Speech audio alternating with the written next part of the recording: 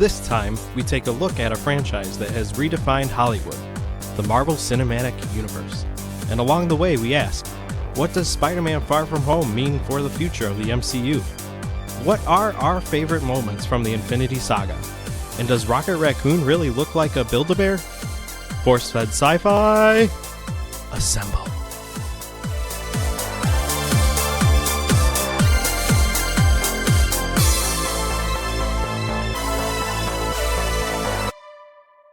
Hello everyone, welcome to a special episode of Force-Fed Sci-Fi. I am the producer and editor of the show, the marvelous Jeremy Keski. I hope you have cheese whiz running through your veins, because I am with the talented and exceptional hosts. The not bunny raccoon Sean Michael Culp, and I am Chris Rupp and not Iron Man. Wow!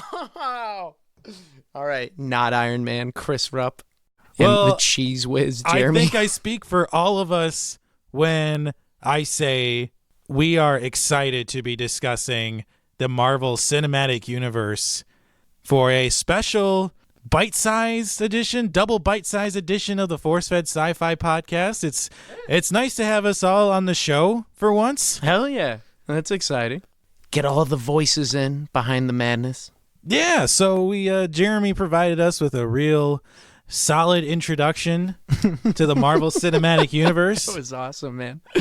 So nice job, Jeremy. Yeah, kudos, man. But what do you say we do like a quick resume of the MCU before we get into the meat potatoes of everything? Yeah, let's break it down. The resume of all time. All right, so far, including Spider-Man Far From Home, there have been 23 feature-length films. Yeah. Now, we're not talking about any of the Netflix shows or any of the shows on Hulu or anything like that. We're just talking about the movies today. Yeah, and nothing like 2008 Iron Man. We're not talking about like X-Men or any of the stuff that's been around since early 2000s or any of that. No, and this isn't a full depth look into each of the movies as well. We would be here for well over 3 hours. In the time we could spend talking about the series' entirety, you could go watch Endgame. That's right. Yeah. Oh my God, yes. That frickin' movie's so long. Yeah, go watch Endgame. But we will probably, along the way, break down like Iron Man and all that once it comes along on the list of Major Sam. Yeah, so we've had 23 feature-length films so far, directed by 15 different actors. Some notables, we've had the Russo brothers, who've directed 4 films, so by far have the most, and definitely I would say have contributed the most to the MCU. Indeed they have. You've had Joss Whedon, directed the first 2 Avengers films. That's important to mention. He's the man. He like set it in motion, Yeah. drawing everyone in with that first Avengers and everything. Yeah, James Gunn wrote and directed Guardians of the Galaxy, volumes 1 and 2. Yeah. And his status is so big that they rehired him. Yeah. They brought You're him fired. back. Just kidding. They brought him back for Guardians 3. Dude, but he double dipped. Isn't he doing a DC film now too? Yeah, That's smart, man. he's filming Suicide Squad, the reboot, and then Smart. going back to Hey, Marvel. I don't blame him for that. That's like J.J. Abrams doing Star Trek and Star Wars. Yeah. Get that money, bro. We've had Ryan Coogler, who directed Black Panther. Coogler? Yeah, that's his name. That's a fun last name. Don't laugh at his last name. What? I can't laugh at someone's last name? I don't laugh at yours. What? Maybe you should. It might bring joy in your life.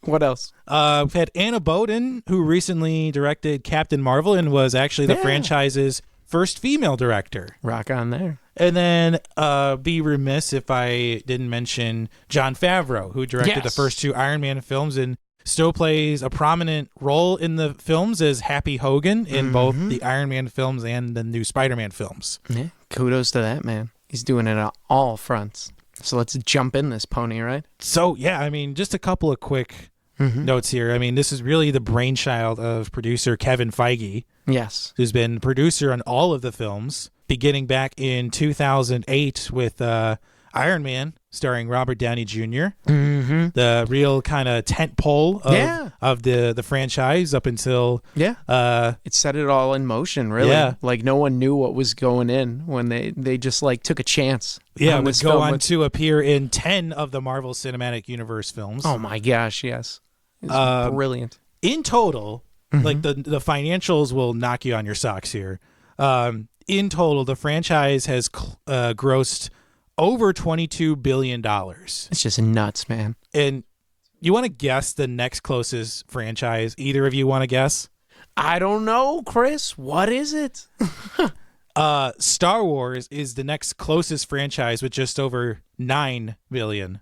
That's nuts. But yeah. I think we're talking off air inflation, because you also have to remember the prequels came out early 2000s, and then the originals in the 80s and 70s. So they weren't like, I don't know, people weren't going to films as much. It wasn't like a ticket wasn't $12 back in 83. Well, not adjusting for inflation, 5 films from the MCU occupy 5 of the top 10 highest grossing films of all time. So that's all of the Avengers films and Black Panther.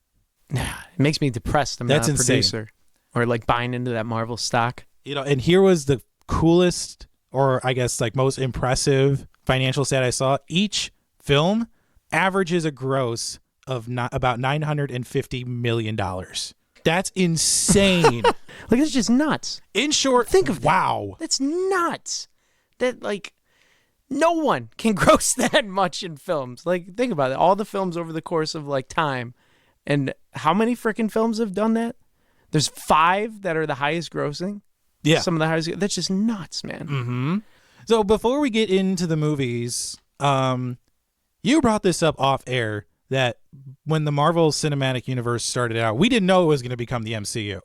No, we did not. They kind of, like, took a chance. I mean, what were your guys' like, provide our listeners like a story for when you saw the first Iron Man film. So when I saw it, it was like in 2008, and The Dark Knight had just come out, and that kind of, like, at that time in the 2000s, that was like the base for like all superhero films, like the format for how superhero films should be done. Because in the 90s, it was like Batman Returns, and then we had like the horrible like Forever and Robin. So for a while, like, superhero films weren't like, people went to them, but it didn't have as much clout until like the Christopher Nolan trilogy. Because I remember X-Men came out and people were like, "Yeah, X-Men," but they weren't as successful until like Batman Begins, The Dark Knight Rises, and they were more like embedded in realism. You know, right? You mentioned a good point. I think Christopher Nolan should be credited with at least a jump in the comic movies. Yeah, he brought it back. But then Marvel took it to a next level, essentially. Totally. Oh, yeah. I think Christopher Nolan had a really good origin story told, and then expanded on that. Maybe even Marvel kind of took some of that and just kind of made it into their formula. Yeah. Obviously, Marvel didn't do it as dark. No. I think maybe that could have contributed to the success of Marvel. Definitely. Oh, definitely. Yeah. And like the style of films, I think pre-Avengers, they had more of like that darker sense to it. Like the first Iron Man, like Stark Industries was like military organization. Like you didn't know who this guy really was. He was like on both sides of the fence. Captain America, Thor, like they didn't have the same campy superhero-y vibe until now. Like they definitely evolved over the course, and I think they kind of took elements of what Nolan was doing at the beginning, but then really I think once Avengers happened, that just changed. They're like, we're going to do it this way, whereas you can keep your realism and dark side, Mr. Nolan. And it kind of, you saw that branch with like DC becoming the darker version of like the comic book in cinema, and then Marvel more the happy-go-lucky kids films. I remember being excited for Iron Man. Yeah? Because you're jumping out of your sweater? I was jumping on the Iron Man train early.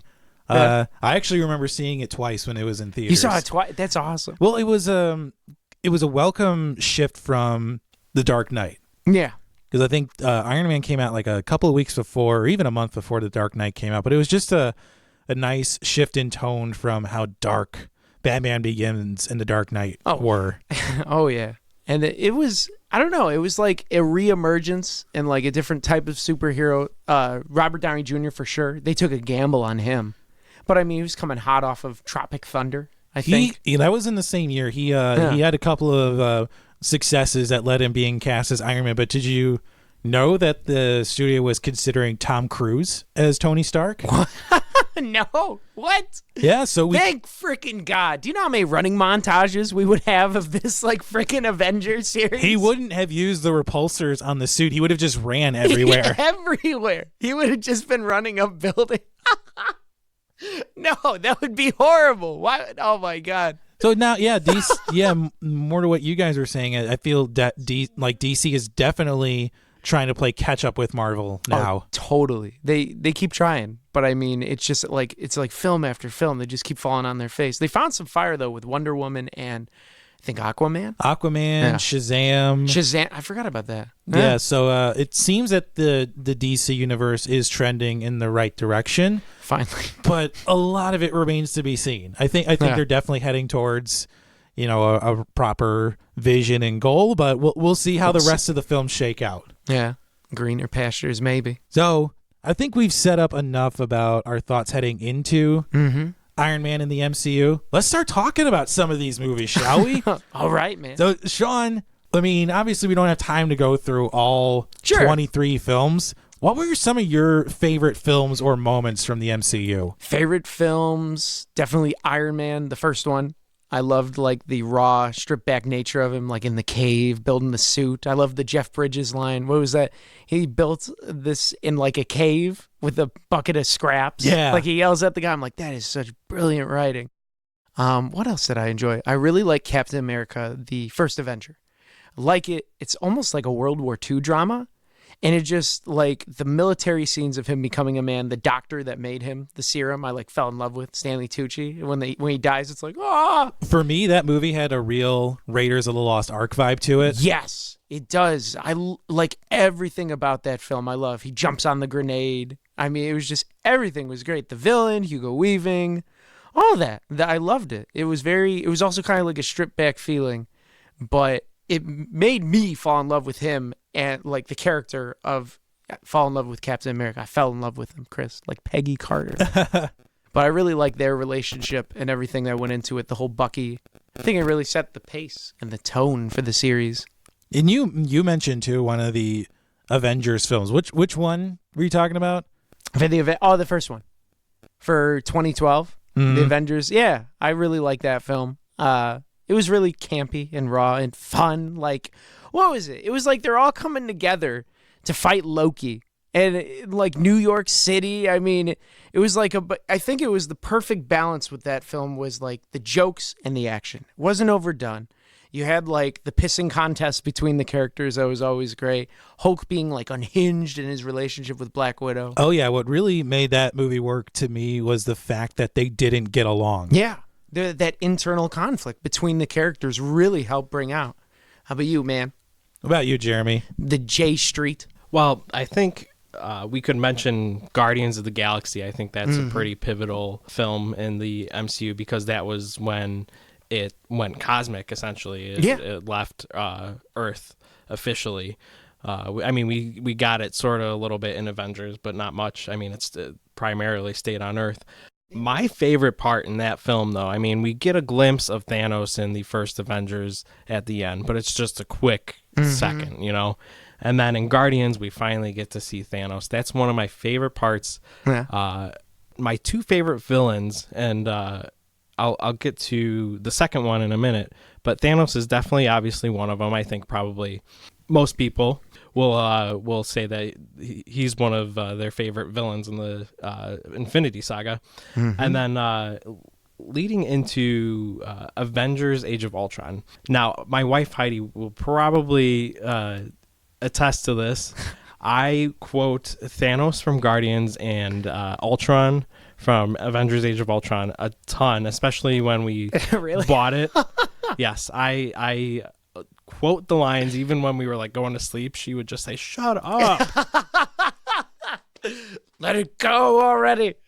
That's awesome. But I mean, I think James Spader did a great job as Ultron.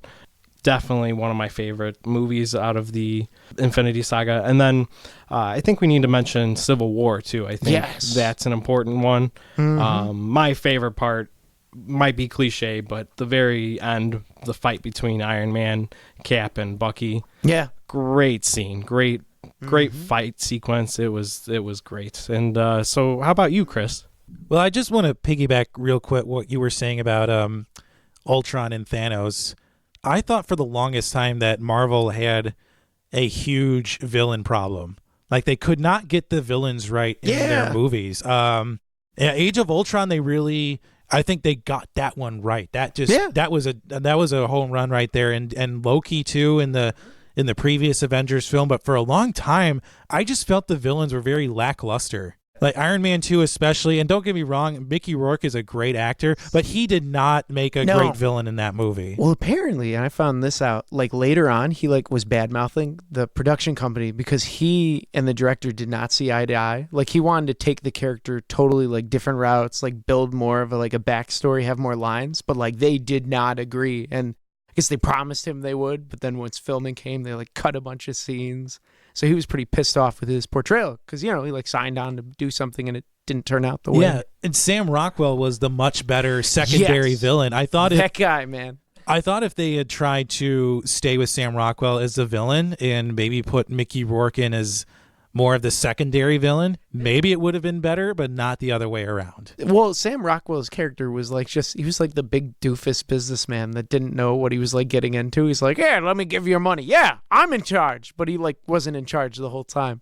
So his character was almost comedic. Well, but if we're going to talk about Guardians of the Galaxy as well, we have to talk about the soundtrack. Yes. That soundtrack that reinvigorated the millennials to the music of the 80s. It was nuts, man. People are like, "I love this music. It's amazing." Yeah. I have one thing to say, though, about Marvel. They are great at their song choices. For all the films, the opening scenes, even with the logo, I'm like, dude, you guys are picking great music for kids that have no idea. It's awesome, their choice. Some of my favorite moments, I have to say, or films, do want to talk about The Incredible Hulk. Why? Yes, why? No one likes that film. Well, I do. I think they like that one better than the 03 version. Probably. But actually, I saw a list online that said the 03 version was better than the Edward Norton. Now, I haven't seen the Edward Norton because I only try to see the good Marvel films, not the not so hot. Well, before you drag me around for my decision, let me say that the Incredible Hulk movie was actually more modeled after the television show with Bill Bixby. I didn't watch the TV show. So, the television show was more about him, they renamed him David Banner for whatever reason in the television show. But anyway, he was more about escaping. David Banner? Yeah. So is that David short for Bruce? No. Is that a new thing? The character's name is Bruce Banner, but they renamed him David for the original television show. Don't ask me why. I don't know. This argument's getting better and better. Come on, please let me talk. Continue, Chris. But wanted to bring that chase aspect back to an Incredible Hulk film. Okay. And I thought it worked for that film. I wasn't sure about Edward Norton as Bruce Banner. Yeah. I thought Mark Ruffalo was much better casting for it, and I'm still disappointed we didn't get a Mark Ruffalo standalone Hulk film, and it's doubtful we will at some point. Well, that's why I view Ragnarok as kind of like a dual standalone, him and Thor's film together, because the film really is about both of those guys. Well, and it's also, there's this couple of great scenes in The Incredible Hulk. There's this fight with the military in this college campus where he's just throwing jeeps around, and really, yeah. Then okay, you get the Hulk smash line towards the end when he's fighting Abomination. Does he say Hulk smash? He does. And then this is actually the introduction to... What is it, a Falcon Punch? Come on. You don't watch a lot of Hulk, do you? No, I don't. Hulk Smash is his move from the comics. Okay. Then also this is the first film we get William Hurt in the Marvel Cinematic Universe as General Ross, who figures more prominently in some of the more later films like Civil War. He's in the end credits scene, right? In that? Yes, he is. Okay, so I haven't seen the film, but I've seen the end credits scene of that film, even though I never see the end credits. So, yeah, I know that guy. Where Tony Stark walks into the bar and tells him, "We're putting together a team." Yeah, it's brilliant. Okay. All right. So you like Edward Norton as the Hulk? Yeah. The film. All right. I'll take that. For me, the movie that really put it over the top for me with the cinematic universe was Captain America: The Winter Soldier. All right. I think a lot of people say that. Either like it's like right in that 2013, 14, 15 range is when it really took off. Yeah, it's our first film directed by the Russo brothers, and also our first introduction to Anthony Mackie as the Falcon. So it like started doing more world building, introducing more interesting characters. Yeah, we're getting outside of the confines of the Avengers because one of the films that came out the year prior to this was Iron Man 3. But wow, that was still a great movie. I really like it. It really did feel that was confined to the part of the Avengers. Yes. But in Iron Man 3, we also get the great scene of the House Party Protocol, which is still... House Party Protocol. Which is one of my top scenes in any Iron Man film. The House Party Protocol. But Winter Soldier felt more like a political thriller than it did like a straightforward action film. Yeah, it was almost like a spy thriller type of thing. Yeah. Bucky Barnes returns from his supposed death in the first Avenger. Trying to figure out what happened and all that. And I feel like the Captain America films, more so than the other films, tie together a lot of threads in the cinematic universe. Definitely. Well, his character is my favorite. I liked his films more so than any of the others. And then we get to probably my personal favorite of the MCU, Avengers Infinity War. Oh. So this was the movie that changed everything in the MCU. Infinity Wars? Okay, why do people say Infinity Wars? It's not wars plural. It is one singular It's one war. Yes, It's one war. Infinity War. Because wars sound way cooler, man. No, it is just war, not wars, war. Easy, fanboy. The sweat. All right, break it up, you two. Infinity War. What is it good for? Nothing unless you snap your fingers. Oh, Lord, the snap. That wrecked me. Did you cry? I didn't cry. I was just like, What? my jaw was on the floor like, what? No, they're killing him. No, don't kill Black Panther. But Don't they're do it. coming back. That you know they're coming back. Well, I didn't. It's like I didn't know that until after I had actually thought it through. So you were so wrapped up in the emotion. Yeah, well, until Thanos snapped his finger, the movie was great up until then. I mean, the battle of... I almost did your Al Pacino impression there. The movie was great. It was. No, it was great up until the snap. Even the snap's cool because of the balls on that guy. Just a bam. He actually went through with the whole thing. Yeah. Which is very, unlike multiple movies now times where it ends sad. Yeah. The characters die. But Thor's superhero entrance in Wakanda, Yes. that is a... One of the all-time. Oh man, that's moments got to in be the like film. one of the best superhero entrance scenes ever. And Alan Silvestri, his work he did in Infinity War and Endgame, and I've mentioned this before on the show, it has to be two of the best film scores I have ever heard. Really? Yeah, I will put it up there with any work from John Williams. I just think it's incredible. All right. The score didn't take me by the seat of my pants. Well, I have to second that, Chris. Thank you. Someone's on my side. It didn't encapsulate me, Jeremy. Well, And Chris. not just those movies. The first Avengers film where we get the score, I love their theme, essentially, the Avengers theme. Yes, that theme definitely stands out. Yeah. Especially at the end of Endgame.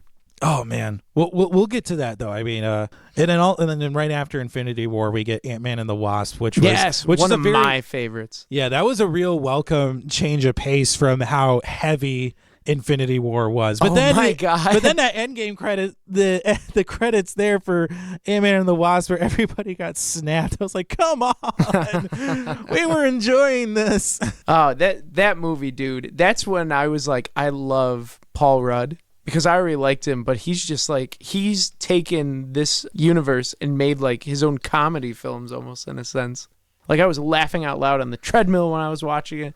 What really sold me on that film was when they kept referencing Morrissey from the Smiths. Yeah. Dude, oh my God. I rewound it 3 times. I'm like, what? What, Morrissey? I guess that actually is true with his melancholy ballad. No, that's actually true that Morrissey is very popular in the Mexican culture. It's so true. I freaking love it, man.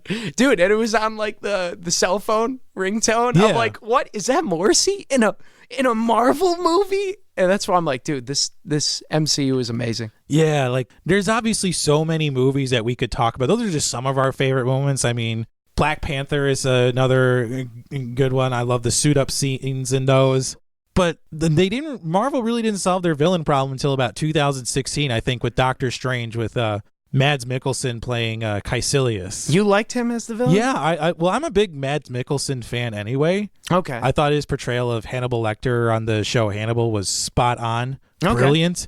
And then the next year we have Guardians 2, Kurt Russell as Ego. I liked Kurt Russell as Ego. That was awesome. Yeah, and then we get Spider-Man Homecoming with Michael Keaton as the Vulture. Dude, so that's got to be probably it's in my top 5 films because I love number 1 Michael Keaton. He's so great and so underrated as an actor. Check out like Birdman. It's awesome. I think he got an Oscar nod for it. Yeah, it didn't win though. It's so amazing. Well, and then also I do like that Homecoming wasn't an origin story. It was like almost a story, and like they kind of brushed that all aside because how many freaking Spider-Man films have we seen where he gets bit by the spider? He figures, We know his origin story. We don't need to see it again. The only problems I think I had with that film was how hot Aunt May was.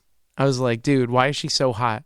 Marissa Tomei. Yeah. Hey. Yeah, and then like Tony Stark was getting a little creepy with his comments about it. I'm like, all right, guy. But then in Thor Ragnarok, we get Kate Blanchett as Hela. Yeah. This is when the villains are getting like great. Oh my god, she was awesome in that role. Yeah. Oh my gosh. Black Panther, we get Michael B. Jordan as Killmonger. He was great too. I haven't seen all of Black Panther, but the scenes I've seen with him. I mean, I love Michael B. Jordan too. His Creed movies that he does, phenomenal. Infinity War, we get the aforementioned Thanos. Yes.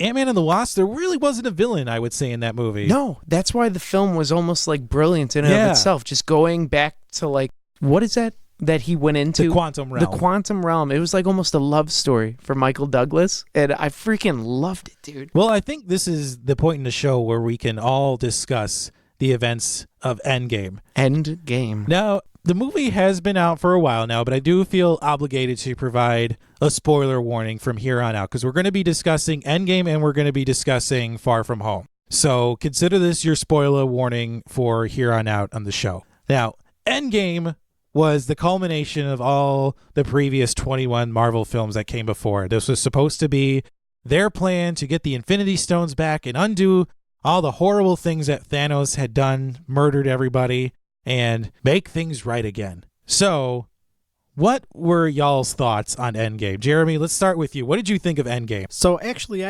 I do think it was a great film. I really do. I want to say, though, that I actually enjoyed Infinity War a little bit better than I did than Endgame. Infinity War seemed to flow a little bit better, in my opinion. Yeah.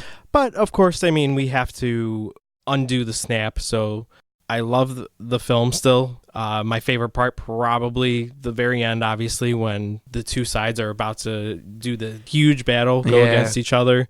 And that score, as we said, Alan Silvestri, great, absolutely great. I got goosebumps when I heard that, and I was watching it. So, did you cry when he whispered "assemble"? Didn't feel like Chris cried. Chris may have cried. I don't know. He probably does. He's pretty emotional about these events. I may have cried like 5 times watching the movie. Endgame? Endgame? What? You know what? Don't judge me. It was emotional. All right, I got a little emotional with like the Howard Stark scene, where he like goes back in time, and the Peggy Carter, because I was like, oh man, those were the two standout parts of the film where I'm like, this is awesome. I will say I did get emotional when Iron Man died. Because there's just so much of that history with his dad. He finally gets to meet. I'm getting goosebumps right now. That funeral scene just tore me up. Yeah. Tears, Absolutely. Tears. How about you, down. Sean? I really liked the battle, and for Endgame, that was awesome. Seeing all the characters fight and do their moves, what really made them tick. My favorite parts, though, of it was the focus on Thor, Captain America, and Iron Man, where they like basically went to their own parts in time. And it was just great writing. Seeing Thor see his mom, it was like they all visited a person from the past. So they like had that full circle coming in, dealing with their horrors that basically plagued them throughout the entire series. Yeah. How about that fat Thor? Oh my God, dude. I laughed out loud. So much fat. Dude, it was amazing. I remember seeing it, and there were so many people around me just going, oh no. Yes. Oh, yes. I laughed. So much cheese whiz and beer just flowing through him. Dude, that scene where he's like, they're asking him to like break down the plan. He just goes on rambling about him and his relationship. And Paul Rudd's character's like, oh yeah, he's just eating it up. Oh my God, I laughed so hard. Chris Hemsworth nailed it. He did. You know what? Actually, really quick, I think his character has evolved the most since the beginning of the MCU, and he's enjoyed it, I think, and just great performances from the first Thor all the way through Endgame. Oh, yeah. And I'm sure he's down to keep on doing it as long as they want him to. Yeah, I think so. Hopefully. He went from blonde eyebrows to raising eyebrows with his comedic timing.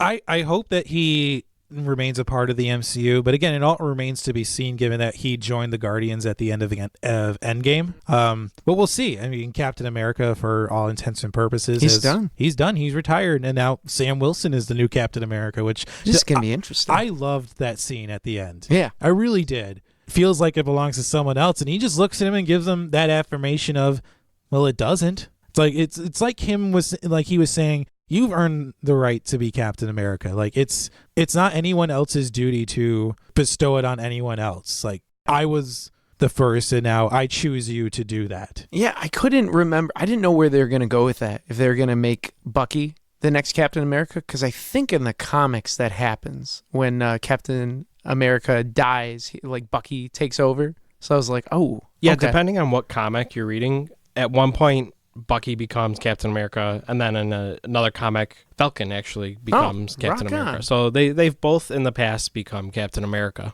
Definitely, though, good choice on theirs for making Falcon. But also, I didn't actually make the connections about them meeting like people from their past until you had actually brought it up. So that was awesome. But I just love their time travel adventures, just period. That was great. And they set it up because we've talked on here so many times about sci-fi films with time travel and how they muck it up. But this, they just set it straight. They're like, this is what our time travel is. It's not like Back to the Future. They made jokes about it. So Back to the Future is a bunch of BS? Yeah, exactly. It was Die Hard 2 is... No, just the first Die Hard. It's not a... Which I will make the argument that it's a Christmas movie, but I mean, now that I've heard that it could be a time travel movie, I might have to start like looking for that though. I know, right? I've never heard that ever. Oh, but it was great. It was cut and paste because when I was watching it and the chick kills herself, like the older version of herself, it was like, oh, she's going to disappear. Oh, wait. But they already set the timetable where whatever you do in one universe doesn't impact the other. Like, you're not going to erase. I thought that was awesome execution. I will admit I got super flappy when Captain America was able to call Mjolnir. He was able to wield Thor's hammer. Dude, that's probably my favorite moment in the entire like movie when he's like just kicking ass. I was legitimately not expecting it. No. 100% not expecting it. No. I actually kind of was. Yeah. Because in the comic, I'm a geek here about the MCU, and that's why I'm on this episode today. In the comics, you see Cap wield the hammer, essentially.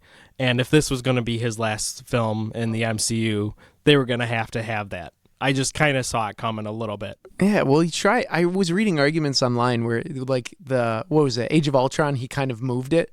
But they're saying it's either he couldn't because he wasn't pure of heart or something, because there was something still in his past that he was lying to. And I think it was about Stark's parents getting killed by Bucky. Or it was just he was like massaging the ego of Thor. So then once either or, whichever one happened, he told the truth to Tony.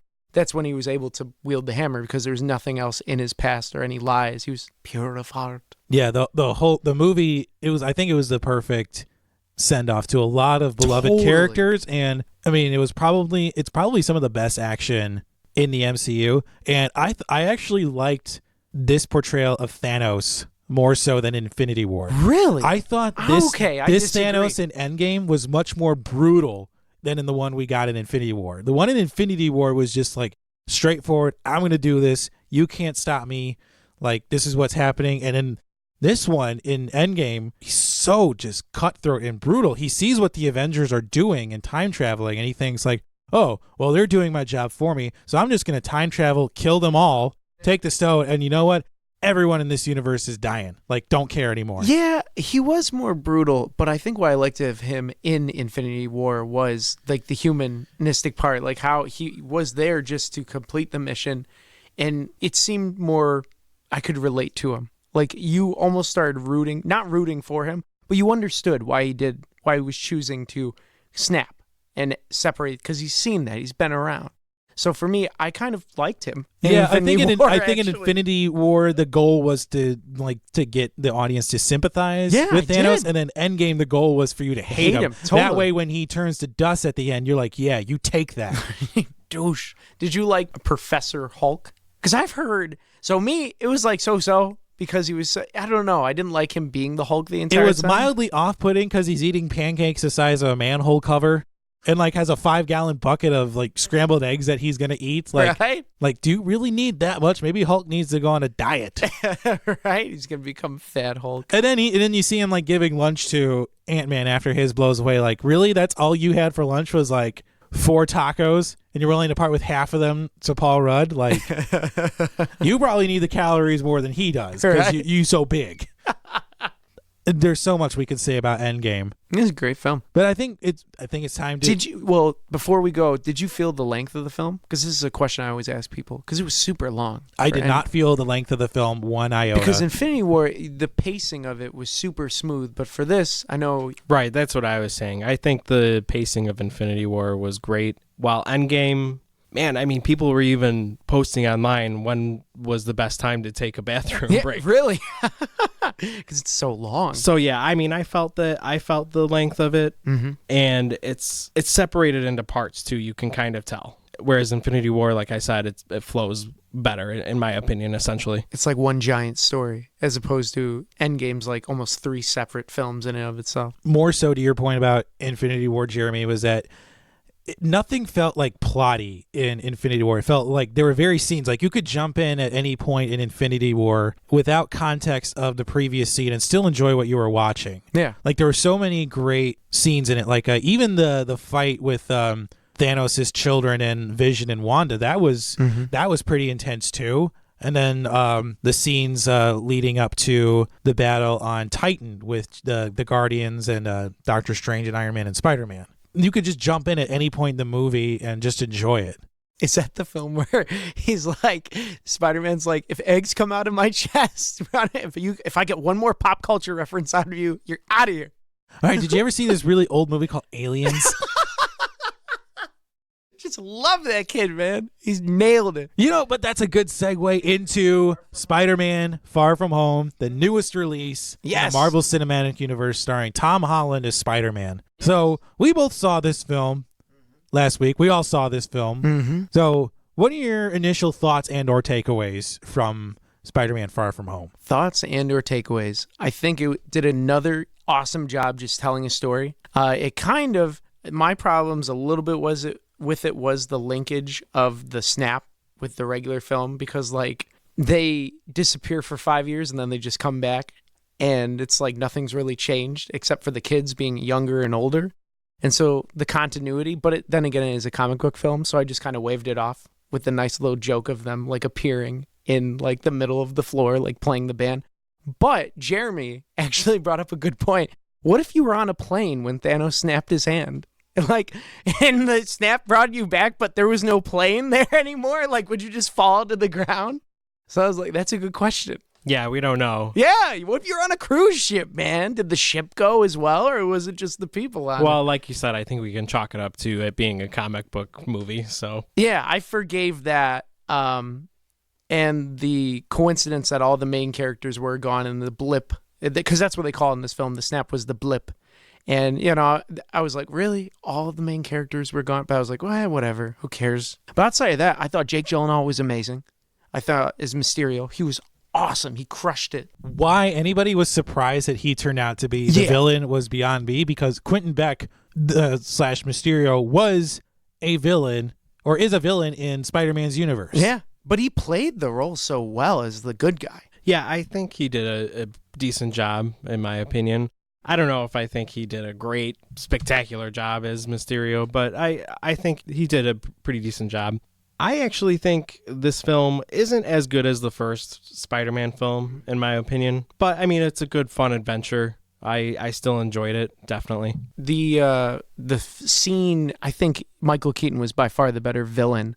I like Jake Gyllenhaal as the nice guy because he like served that mentor figure for Spider-Man, whereas like Michael Keaton from the beginning, you had like that nice twist. And in this film, they also had like the twist reveal, but it was just with Homecoming, like you just had that ballsy scene where he like pulls out the gun, he goes up to the house, they're riding in the car. Like that to me for Homecoming was one of the best scenes that I've seen in a long time in film. Yeah, you definitely get two different villains, I think, between the two films. I mean, Michael Keaton is definitely more of a darker villain in the first one. And then we have Jake Gyllenhaal, who's Mysterio, and Mysterio's that character who is just the trickster almost. So not as dark as Michael Keaton was.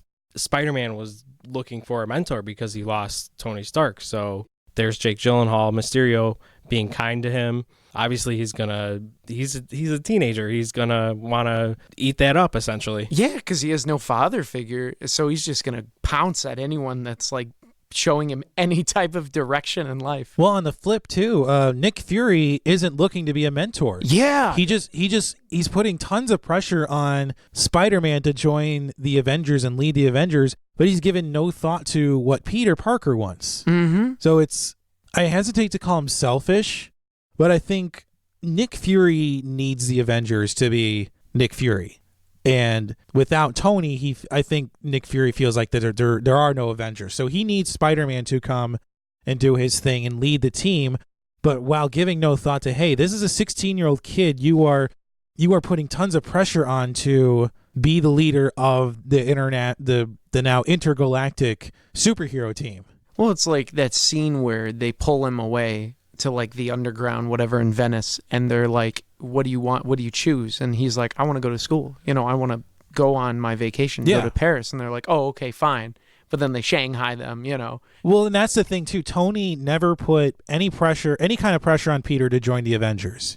No, he wanted him to take his time, finish school, go live his life, and then when he was ready, join up if he wanted to join up. Whereas Fury is just like, you got to join. Yeah, the whole time. Like, and poor Peter Parker is just like, I just want to go away. I just want to take a vacation. But no. How about poor Ned? He gets tranked in the neck. So by far, Ned is like the coolest character in like the film. Like, he really saves the film. Like, his comedic timing is just brilliant. Him and the girlfriend this entire film.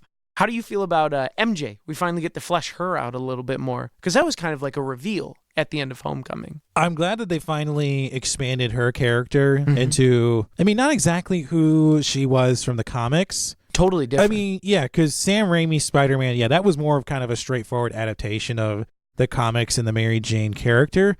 But this was definitely a nice twist on it. The chemistry between Zendaya and Tom Holland is palpable. That's almost like a wish list celebrity couple nowadays. They hit it off, and that's kind of rare sometimes. I actually like their chemistry better than Tony Stark and Pepper Potts. Really? I do, because Pepper Potts and Tony throughout the series, it just felt like boss employee. It didn't feel forced, but it just didn't have like the same semblance of Peter and MJ, He's just trying to woo her and get this chick to like her. But then again, I can resonate with that because that was like, in high school, the same thing. Oh, I thought the humor was definitely an improvement in this movie from the first one. But I do feel that, and I agree with what you guys were saying, that I feel like there was definitely a regression in the villains, and I hope that that's not a trend with the MCU overall, because, we've got a much more brutal Thanos at Endgame, and the Skrulls / Jude Law and Captain Marvel, and then we get Jake Gyllenhaal. So I really hope that the series as a whole isn't trending downward in the villain portrayal. Well, it's just with the villain, it wasn't like ham-fisted. Like, the reveal was coming when he went to the bar and he gave him the glasses, because the glasses in this film is like the big, I guess, lightning pole, because Tony gives Peter the glasses for Edith. And that's basically gives him access to like what was Jarvis, like all the Stark systems. Yes, Edith. Even in death, or no, I'm sorry, even dead, I'm the hero, I think. Okay. But so that's basically what Mysterio's going after the whole film. And he gives, but it just, I don't know, Jake Gyllenhaal's character, it's like you could almost sympathize with him because it was like all the employees that Tony like blew off. Because his whole motivation is that system in, I think it was Civil War, like the BARF. Like his whole career was built up for the system that basically ended up being like a trauma depression thing for Tony to like work through with his parents, and then he just calls it barf. Well, there were a ton of parallels between this and Iron Man. Obviously, the soundtrack, that's a couple. That's Iron Man with AC/DC. Peter's not ready to take the mantle as leader yet. The glasses, obviously. And also we get to the post-credit scene where Spider-Man's identity is revealed to the world. Yeah. Jameson. Yeah, J. Jonah Jameson. Yeah, they brought back J.K. Simmons. Surprise! I love that they brought him back. Well, let's quickly talk about where that could go in terms of the future of the MCU. So there's a couple of theories I've got out there. One is that now that Peter's identity is out there, maybe that he's embraced by the general public, much like how Tony was as Iron Man. I thought about that first, but they reveal his identity, but they do it in a way where Mysterio is like, oh, Spider-Man killed me. Like, he's the one. He's the true villain after all. It was like a twist. So he did reveal his identity, but at the same token, I think society might flip on him and be like, oh, Spider-Man's the villain. I don't know where they're going to go with that, actually. I'm kind of clueless on that. Same. Like, that was kind of a thing where I was split between, because for the Amazing Spider-Man 2, they end it with him just going off and fighting a villain. So I thought that's where they were going to take it. Like, he drops MJ off. She's like, I never want to fly like that through the city again. And then, some police siren goes and he just goes off into battle. But then they drop that scene. I'm like, well, now there's only one way it could really go, where everyone hates him, or they just write off Mysterio as like a crazy lunatic. Either way, it sets up. Or he joins the Avengers. Either way, it's a big time implication for the future of the Spider-Man films and the MCU in general. And it's a nice end to Phase 3, heading into Phase 4. Yes. So before we move on to the future of the MCU, let's quickly rate Spider-Man Far From Home. So Sean and Jeremy, on our scale of recent releases, being wouldn't watch, would watch, and would go see again in theaters, what do you give Spider-Man Far From Home? Jeremy, why don't we start with you? I don't like that we don't include the would own in that, but I know it's not out on Blu-ray or DVD yet. I am at would watch if we're not going to include that, but once it comes out, I am going to buy it. Okay. I think I second that with you. I think I'd buy it. I own Homecoming, and it was a great film. The Night Monkey made me roll in laughter, so I loved it. I agree with all of you guys. It's a would watch, and then once it's out on available for home media, I'm buying that thing. They did a great job with the comedy and everything in this film. Great pacing. All right, so as we mentioned, this is Spider-Man Far From Home is the end of Marvel's Phase 3 of films. We're heading into Phase 4. Now, we don't know for sure what's going to be next in the series of movies. Right now, the only film that's set to be filming with an unconfirmed release date of next year is Black Widow, which is meant to serve as, like, I guess, a prequel to her entry into the cinematic universe. Yeah, which I don't know how I feel about it, because I feel like if it was going to come out, they should have done it after Ultron when they started fleshing out her character a little bit more, whereas now it's like past and she's older, so I mean it's probably gonna work and be awesome, but would have liked to see it a little bit sooner. Disney has 2 release dates for Marvel films next year, one in May and one in November of 2020. Now, in all likelihood, Black Widow is going to be the one that's coming out in May. Yes. Now, all signs are pointing to that, given that it's filming right now. It'll be coming out soon. The next film, this is unconfirmed, we don't know for sure. It'll look like it will be The Eternals. Now, I am uneducated in who or what the Eternals are. Same. But it sounds like it's going to be like some type of cosmic, maybe like mythology-based hero group.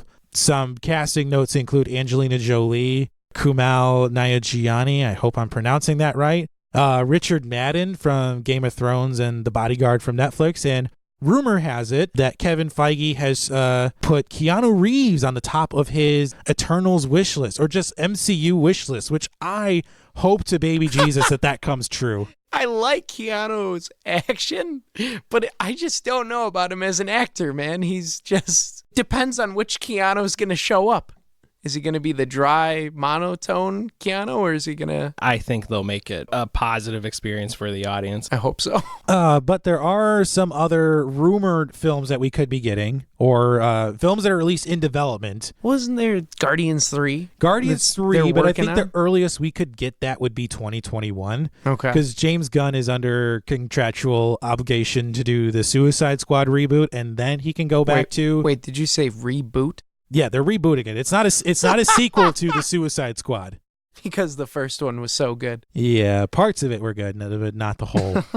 There are in development currently. There is a Shang-Chi film. Early casting rumors that could be seeing Donnie Yen in the movie. No idea. Yeah, I'm like I mentioned, I am uneducated / unaware of who Shang-Chi is. That's probably just my ignorance. You ignorant tool. Yeah, I will Gosh, accept Chris. that. We're also going to be getting, in all likelihood, a Black Panther sequel, Doctor Strange sequel. We already talked about what could happen with Guardians with Volume 3. There's also potential for another Ant-Man and the Wasp, however that may shake out. Obviously, we're going to be getting a Captain Marvel sequel. Definitely. Another Spider-Man sequel. And there's rumors of another Thor film. That'd be crazy. But another again, Thor. with him joining the Guardians, how is that going to shake out, though? Right, because they're in, where are they at? Norway? That's where they put all the people. So, I mean, where could you go with that? Yeah, I don't know if they're going to do another solo Thor film. I think they're just going to try to put him in the next Guardians film. And weren't you saying, Jeremy, in Far From Home they teased, or there was like a little hint towards a Fantastic Four? So at the very end, when Spider-Man is swinging through New York, there's a sign. I think it's really quick and it's really hard to catch, but there's a sign that says something big is coming, and you see 1 in a circle, a 2 in a circle, and a 3 in a circle, and what comes after 3? 4. So it's a possible tease at Fantastic Four coming to the MCU, which actually solidifies my theory in regards to the MCU going more cosmic. I think this is a good point where we can talk about the actual post-credits scene of Far From Home. It involves the Skrulls. I guess that's kind of the humor part of the post-credit scene. It wasn't really Nick Fury and Maria Hill the whole time. It was the Skrulls that were acting as them. But then it shoots to Nick Fury. The Skrulls are talking to Nick Fury over the phone or something, and Nick Fury is on a Skrull ship in space. And I think that's kind of a teaser, a poke at the MCU going cosmic. So I think that's what we're going to see. Probably. Well, yeah, at some point, Just going to keep expanding. they have to bring more. introduce new characters. And with Captain America, Iron Man, and Thor now off doing other things or retired or passed away, other characters need to be introduced to this group, and they got to do it soon. Well, and I think Marvel's brilliant for the past 11 years. They've solidified a fan base that will go out and see a Marvel film. So if they bring out these characters that people don't really know too well, they're more likely to make a return on their investment, make some money off of it, even if it's like a crazy winged bat. So I definitely agree with Jeremy where they're probably going to go cosmic. Well, yeah, there aren't too many places left to go with it, though. Do you think the multiverse thing is real? Or do you think it was all BS that Jake Gyllenhaal was just He was throwing making it up so he could get to Fury. Okay. So I don't think there is a multiverse unless something happens that changes my mind. I'm going to operate under the assumption that Jake Gyllenhaal was just lying. He's a liar. Well, I think that's a good place to wrap up this double bite-sized edition of the Force-Fed Sci-Fi podcast. Thanks to Jeremy Keski for joining us on the mic this time. We really appreciate his thoughts and insight and everything he does for the show. Seriously, folks, the show would not happen without him. He is the man. Thank you, Jeremy. And for the listeners, if you have any questions or if you have any thoughts or predictions, please write in, email us, hit up our website. We're all over. Yes, please visit forcefedsci-fi.com. We definitely would love to get more visitors. Please comment on our social media. I know Chris will be saying his usual ending here that pretty much says what I just said. But in any case, we appreciate the audience, and yeah. No, I won't go into all that. I think the guys did a pretty good job at summarizing my spiel. All I will add, though, is please check out and download episodes at Apple Podcasts, Spotify, Google Podcasts, the iHeartRadio app, or wherever you find podcasts. And go ahead and hit that subscribe button so you never miss an episode. So for all of us at the Force-Fed Sci-Fi team, we'll see you next time.